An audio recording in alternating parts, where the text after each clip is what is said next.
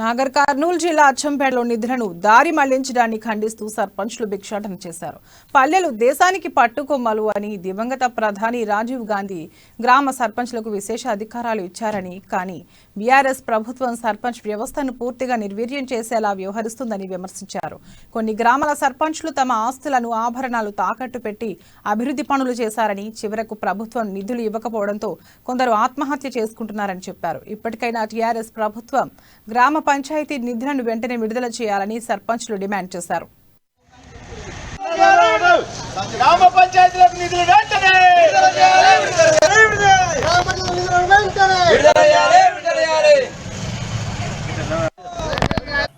సర్పంచ్లకు 15th finance రాక 9 నెలలు అవుతుంది.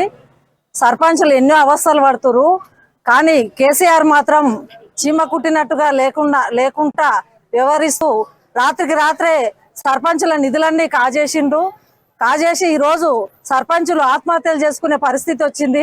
రోడ్ల మీద అడుక్కునే పరిస్థితికి వచ్చింది సర్పంచులది. అదేవిధంగా ఎస్ఎఫ్సి నిధులు కూడా రాక 6 నెలలు అవుతుంది. అంటే ఏ ఫండు లేకున్నా కానీ సీసీ ఛార్జెస్ కట్టాలి, ట్రాక్టర్ కిస్తీలు కట్టాలి, ఊర్లో డ్రైనేజీలు తీయించాలి, అదేవిధంగా మల్టీపర్పస్ వర్కర్స్కు జీతాలు ఇవ్వాలి. ఇవన్నీ ఎల్లక ఇప్పుడు సర్పంచులు మేము భిక్షాటన చేసే పరిస్థితికి వచ్చింది. వచ్చే నిధులను తొందరగా మాకు విడుదల చేయాలని ఎంతో మంది సర్పంచులు ఆత్మహత్యలు చేసుకుంటున్నారు. ఈ విధంగా సర్పంచులు అందరూ కూడా ఏకమయ్యి ఎవ్వరు కూడా అసలుకి ఇది మీటింగ్లని అవి అని ధర్నాలు చేద్దామని అంటున్నారు, కానీ ఎవరు అనేది ముందుకు రావడం లేదు.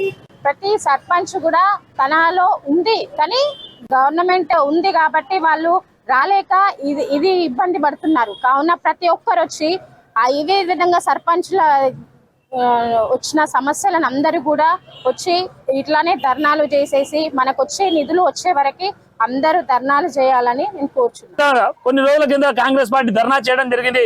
అందులో భాగంగానే ఈరోజు ఈ కార్యక్రమాన్ని చేపట్టడం జరిగింది. ఇక్కడున్న ఎమ్మెల్యే గారే చట్టాలను చేసిండు. నేను ఎక్కడో 200 కోట్ల రూపాయలు తెచ్చిన